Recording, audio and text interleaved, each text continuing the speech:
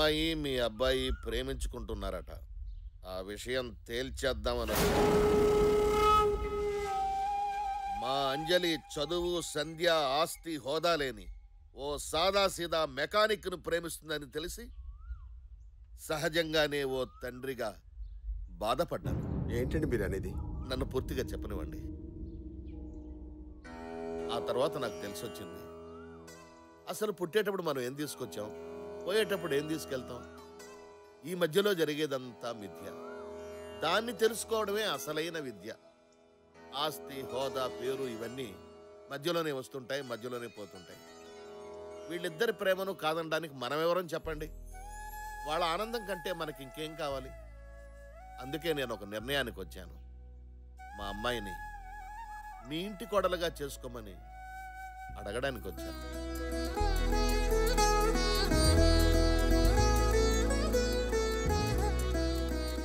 అదెంత మాట అన్నయ్య గారు! అంజలి లాంటి అమ్మాయి మా ఇంటికి రావడం మా అదృష్టం. తల్లి లేని పిల్ల, ఏ లోటు లేకుండా పెంచాను. ఇక మా అంజలి బాధ్యత మీదేనండి. మీరు నిశ్చింతగా ఉండండి, మా కన్న కూతురులా చూసుకుంటాం. ఇంకో విషయం, ఇదేదో లవ్ మ్యారేజ్ కదా, లాంఛనాలు ఉండవని అనుకోవద్దు. మీ పద్ధతి ప్రకారమే పెళ్లి వైభవంగా జరిపిద్దాం. చాలా సంతోషం అండి, మీ ఇష్ట ప్రకారం జరిపిద్దాం. ఏ గీత, ఒకసారి అంజలి పిలవే. అంజలి, చిన్న అర్రవకే. అంజలి,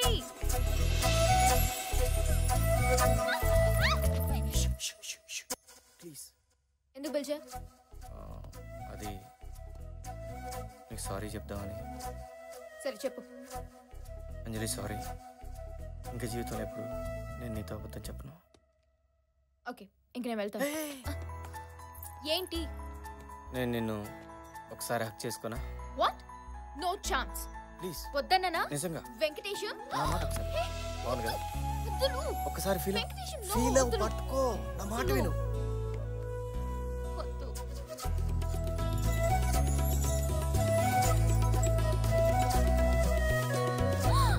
అన్నయ్య, ఏంటిది? అయ్యలేదే, అదేదో ఇరుక్కుంటాను జడలో. అది అంజలి, మీ ఫాదర్ పిలుస్తున్నారు. అంజలి, బాయ్.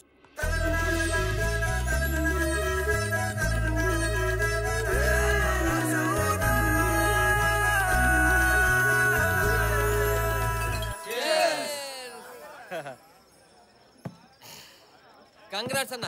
అంజలి లాంటి అమ్మాయి నీకు దొరికిందంటే నీది మామూలు లక్ కాదు. థ్యాంక్స్ రా. రాయ్, బిల్లు కట్టరా. ఏంటి కట్టేది? అదే డబ్బులు. నెలకు ₹1,00,000 సంపాదిస్తున్నావు కదరా, ఏం చేస్తున్నావు? ఎక్కడ్రా? ఫ్లాట్ అమ్మయ్యా, కారు అమ్మయ్యా, లైఫ్ ఇన్సూరెన్సా, హెల్త్ ఇన్సూరెన్సా, నా పిండా కూడా ఆడి సార్థమా? నా వల్ల కాదురా మామ, ఈసారి నువ్వే కానీ ఇచ్చేసి.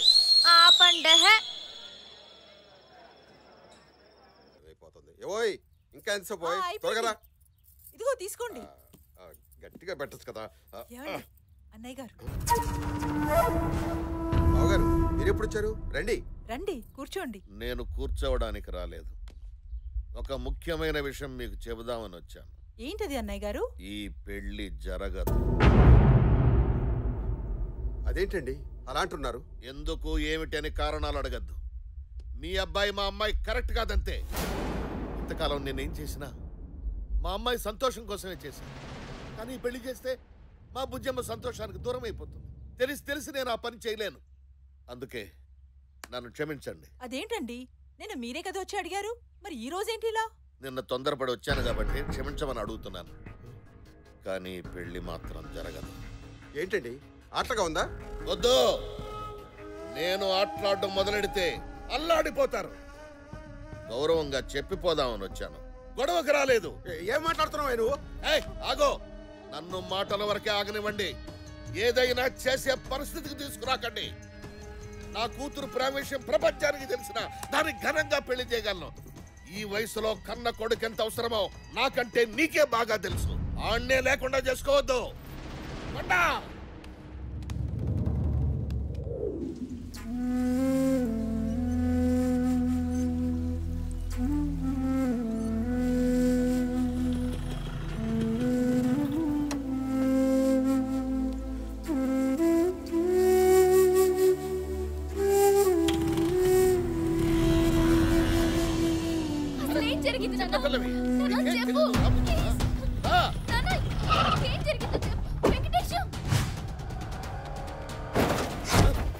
ఏం జరిగింది సార్? పాటలుగా ఇరగొట్టాడు.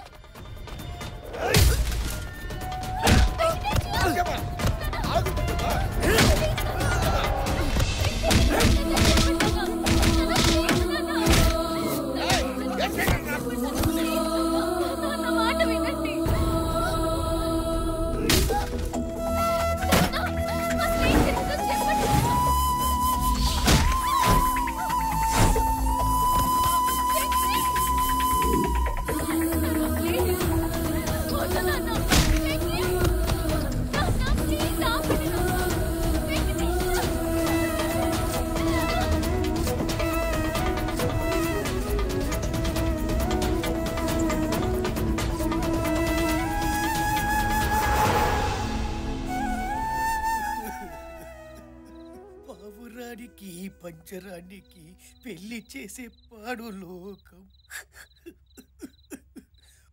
వద్దు తమ్మి, ఈ పైసలున్న పోరులు నీకు వద్దు. నెక్స్ట్ టైం నీ రేంజ్కి తగ్గట్టు ఏ ఆటో వద్దామో వల్లగొట్టు. ఇంజనీరింగ్ ఫస్ట్ అని చెప్పవు, 4వ తరగతి ఫెయిల్ అని చెప్పు. ఇంత ట్రాజెడీ స్టోరీ విన్న తర్వాత ఇక నేను ఉండ తమ్మి, నా వల్ల నేను పోతా. ఎక్కడికి పోయేది? లాస్ట్లో క్వశ్చన్ ఉంటుందని చెప్పినా కదా. ఒకరోజు అంజలి ఫాదర్ మా ఇంటికి వచ్చి మా అమ్మాయికి నువ్వు అంటే ఇష్టం అన్నాడు. పెళ్లి చేస్తా అన్నాడు. మంచిది. నెక్స్ట్ డే వచ్చి మీ ఇద్దరు పెళ్లి క్యాన్సిల్ అన్నాడు. సర్ప్రైజ్. ఇమీడియట్లీ నేను వెళ్ళి ఎందుకండి పెళ్లి క్యాన్సిల్ అని అడిగా. రౌడీలతో పిచ్చ కొట్టుడు కొట్టించి రోడ్డు మీద పడేశాడు. అసలు ఏం జరిగిందంటావు? ఒక క్వశ్చన్ అని ఇన్ని క్వశ్చన్లు అడుగుతున్నాను. ఏదో తమ్మి, పిల్లనిస్తానన్న ఎంబట్నే జనతా బార్లో దూరినావు. ఫుల్గా మందు కొట్టి పొడితో డాన్స్ ఆడినావు. ఆడికి ఎన్నో కాలింది, నిన్ను కొట్టి బగాయించు. ఏంది ఇట్లా కొట్టినావు? మరి ముందు రోజు కూడా మందు కొట్టి వాళ్ళ ఇంటికి ఫోన్ చేశా కదా, అప్పుడు లేదు ఇప్పుడేంటి? అదే తమ్మి సమజైతలేదు. ఆకాశంలో చుక్కలేనా చెప్తాన్నావు కదరా. సమజైంది తమ్మి. ఏంది అది? ఉక్కట్ల మందు వస్తుంది కదా అని ఎవడు పడితే ఆడు చెప్పిన స్టోరీలు సొల్లు వినకూడదు తమ్మి. ఎవడన్నా చెప్పండి రా, అసలు ఏం జరిగింది? నేను చెప్తా. ఈడేవాడు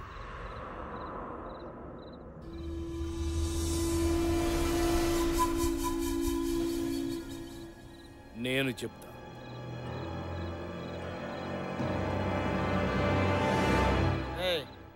ఈడికి కూడా మంది ఎక్కువైనట్టుంది, బయట తీసేయండి. నీ పేరు వెంకటేశం, నువ్వు ప్రేమించిన అమ్మాయి పేరు అంజలి. బుట్టడి చదువుతుంటే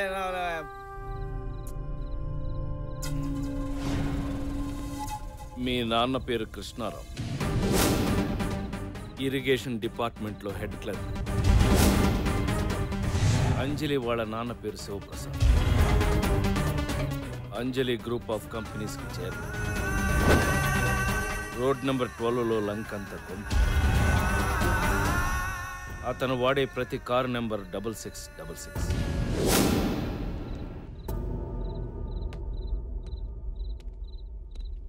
ఎవరు నువ్వు? ఇవన్నీ నీకు ఎలా తెలుసు? ఇవే కాదు, నువ్వు అడిగే ఆ ప్రశ్నకి సమాధానం నా ఒక్కడికే తెలుసు.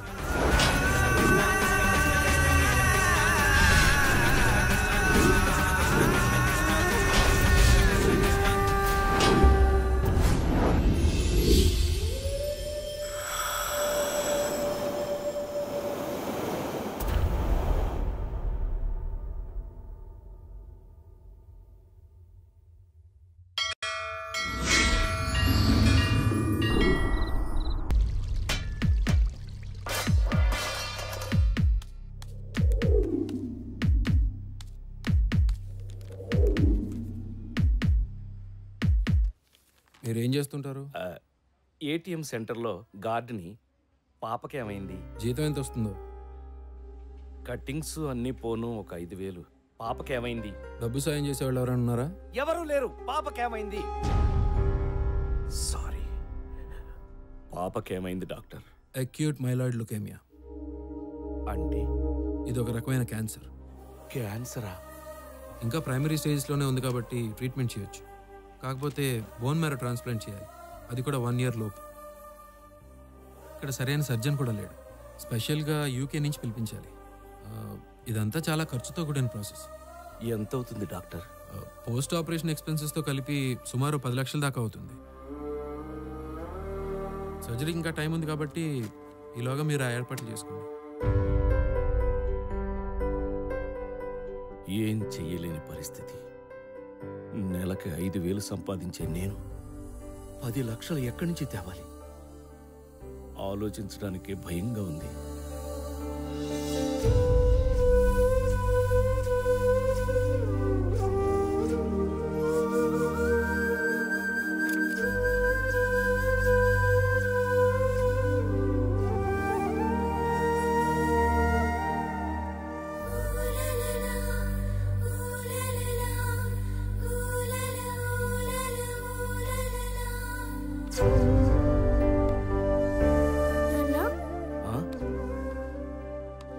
ఏంటి తల్లి?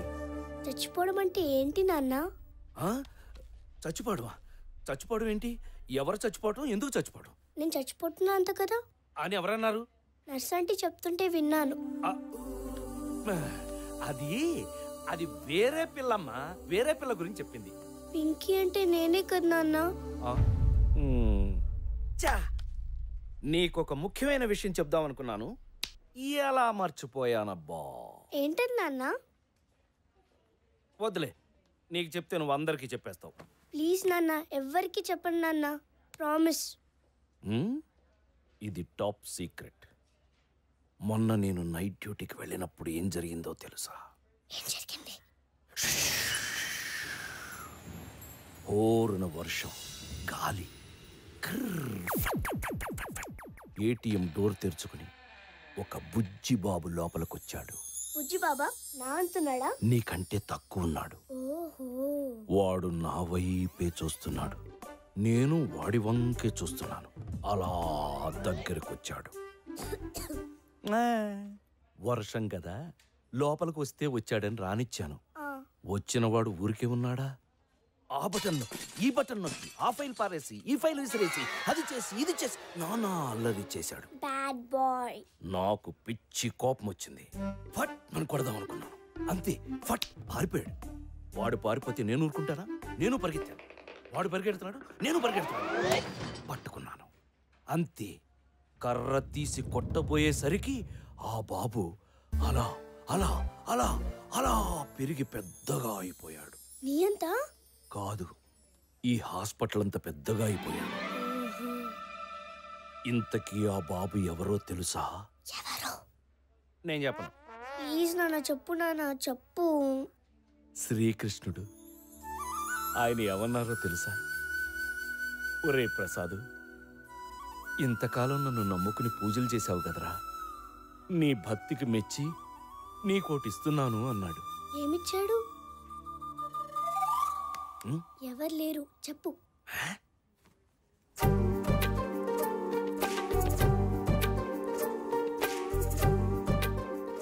ఈ లాకెట్టిచ్చాడు. ఇది వేసుకుంటే నేను నీతో పాటు ఉన్నట్టే, నీకు భయం నొప్పి ఏమీ ఉండవని చెప్పాడు. ఎంత బాగుందో.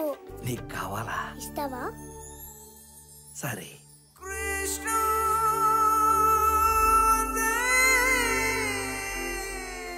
నాన్న, ఇప్పుడు నాకేం కాదు కదా?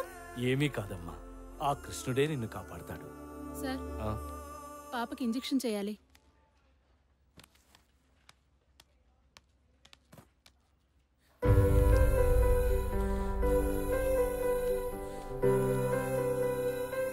నాన్న, ఇంజెక్షన్ నొప్పిగా లేదు నాన్న.